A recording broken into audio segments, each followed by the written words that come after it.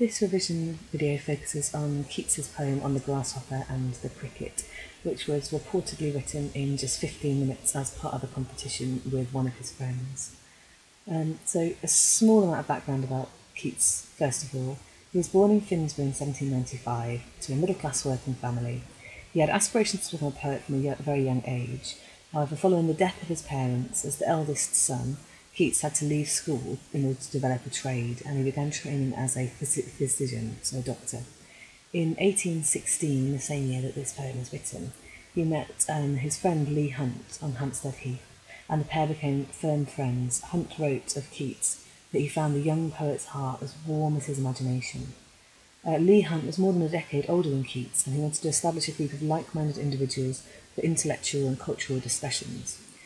Keats, through Leigh Hunt, was introduced to a number of significant writers and thinkers of the time, including Hazlitt, Shelley, and also his future publishers. William Hazlitt, 3 years after Keats's death, wrote that he gave the greatest promise of genius of any poet of his day.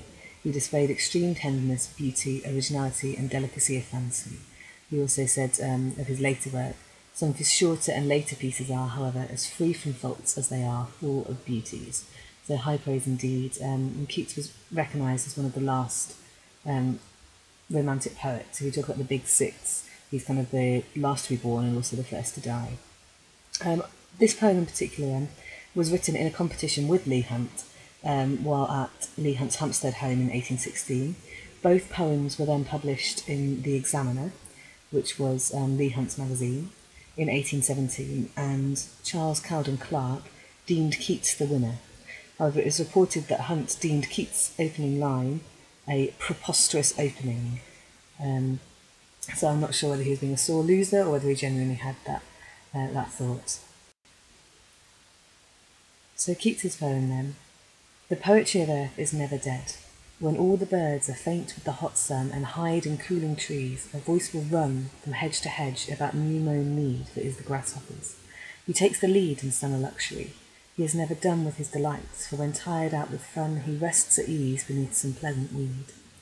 The poetry of earth is ceasing never.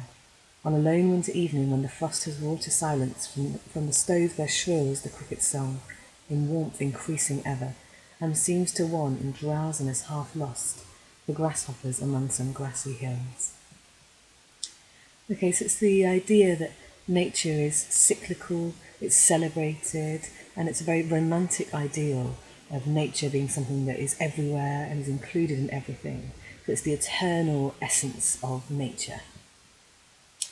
The word hide suggests something unnoticed, perhaps something to be ashamed of. So birdsong in poetry and in literature is widely celebrated as a symbol of hope and as something cheerful.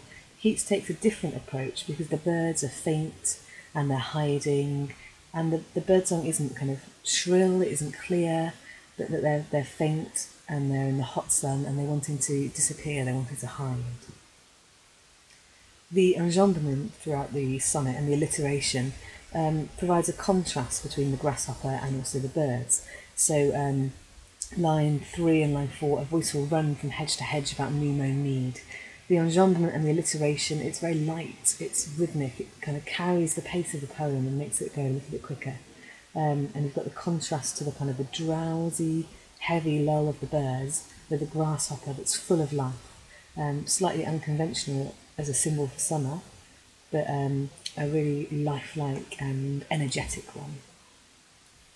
At the end of the octave then you have the seasonal contrast between summer and the grasshopper in the octave and winter and the cricket in the sestet. Lone in particular, it makes it sound cold and isolated, and you've also got the personification of the frost and its silence. It contrasts to the cheerful sounds of the octave and the kind of imagery of summer and being at ease, being relaxed, having luxury, delights, and you have a kind of immediate contrast with frost, lone, it's the evening, it's silent. However, this provides the context for the shrill of the cricket song. It's loud, it breaks the silence, and again it has that pure energy of nature. The cricket song itself suggests poetic beauty and that nature's song is eternal. So while there may be kind of a rhythm or a cyclical nature, nature's beauty is always there, is ever present. the drowsiness in the penultimate line can reflect the birds earlier in the sonnet. So whereas now it's the humans that are drowsy, it kind of echoes the drowsiness of the birds, and again suggests that all creatures are able to rest and that there's kind of a constant stream that's going to kind of take up that song. So Keats then, I think, wanted us to see that balance in nature was beautiful.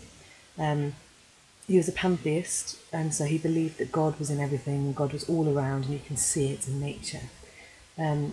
As poetry has different tones and rhythms, so does nature, and I think that's one thing that Keats maybe wanted to portray in this poem. The form of the poem is a Petrarchan sonnet, so it follows the rhyme scheme A-B-B-A for the octave, and C-D-E for the sester, and there's a real contrast there between the summer and winter as well.